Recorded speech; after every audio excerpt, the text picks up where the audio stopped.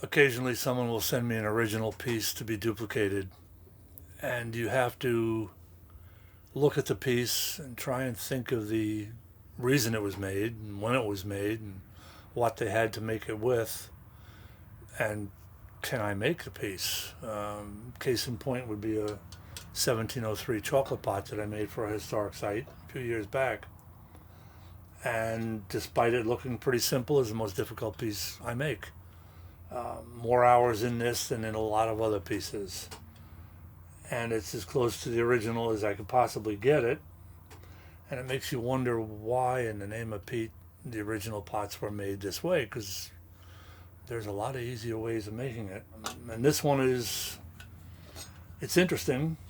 It's early, 1703. It's cramp seamed, tin lined, has a recessed bottom, which is way recessed, almost 3/4 of an inch.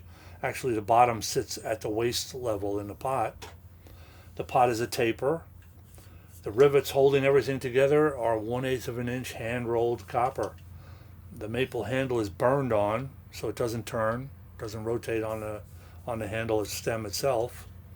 The lid is one piece of copper hammered that depth and over just a plain straight up rim. There's no edging on the rim. It's an unusual piece. It's difficult to do, but it's nice to have a piece that comes out looking exactly like an original piece. And it's not that easy to do. And this is a chocolate pot, of course. The hole in the lid is for a muller, which is a tool that goes inside the pot and stirs up the chocolate, keeps the sediments from settling. And it would go on like that and be used similar to this. Very interesting piece, very difficult piece. Making the tools to make this pot took a couple of months, on and off and on and off and on and off, and a lot of frustrating wooden pieces that went in a wood stove until they finally got one that made the copper work that you see in front of you. But there you are. You want a 1703 chocolate pot that's as right as rain and is absolutely at home in almost any museum. There it is. The original for this was never actually in my hands. I had a couple of dozens of photographs from every angle and every perspective you could think of, and a lot of descriptions. And it took me months and months just to work up enough courage to start it. I keep looking at it and looking at the pictures, not knowing where to start.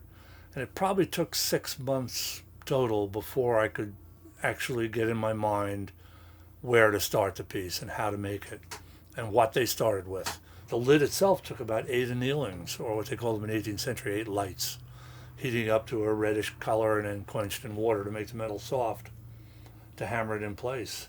The body itself took 4 or 5. So there's way more to this little piece than meets the eye. And yet it's a very simple looking tapered chocolate pot, barely tapered chocolate pot. The original waist on the piece that I had the pictures of had hammer marks all over the place, and I've left quite a few in there. It's not the easiest thing to do, and the lid is terribly hard to do. It's got that step in the middle of it and a little sliding gate, which in itself is a little tough to figure out. Again, an 1/8 of an inch rolled copper rivet. I've made 3/16 of an inch rolled copper rivets, but I could never make an 1/8 of an inch. It took a few months of trimming my 3/16 pattern down to get it to an 1/8 of an inch. And even then I have more failures than successes. And then you have to make a tool to head the rivet before you can actually use the rivet. So everything is a process, and hopefully if you've done everything right, like I say, in 2.5 days, you can have one of those little puppies sitting on your workbench, ready for some chocolate. I would love to have an answer as to why they made it in the manner they did. Some of the things, the bottom and the lid, are difficult pieces. I can think of, a dozen easier ways of doing it, but they chose to make this, and this is not the only example. This one is from a French original. I've seen 2 or 3 Dutch originals, basically the same pot, the same construction techniques. It is a definite challenge to make a piece like this. It's also an absolutely, positively amazing connection with the guy who made the first one. because now you're making something that he would recognize. He would look it over and say, oh, you should have done this so-and-so. Or, oh, what the heck did you do here? This would have been better if you'd done so-and-so. But all that information's gone, so all I can do is this. But yes, it's an amazing link with the past. It's feeling that guy finishing the thing up on his workbench, putting it on the side for a customer or for, in his store. And here I just did one, and it's the exact same thing as what he would have done, and you wonder, what did he think of it? Did he think, would mine be as good as his sitting next to him, next to the original? It's interesting. And what did he do when he was finished this? Did he go out and he had lunch? Did he have a cold beer? It's amazing to wonder about the people who did this stuff. And that's another amazing connection. But, it's like, to borrow a phrase, it's that wormhole of the past. You have this link, that's this piece of stuff between you and a craftsman 200 years ago, 300 years ago. In this case, 314 years ago.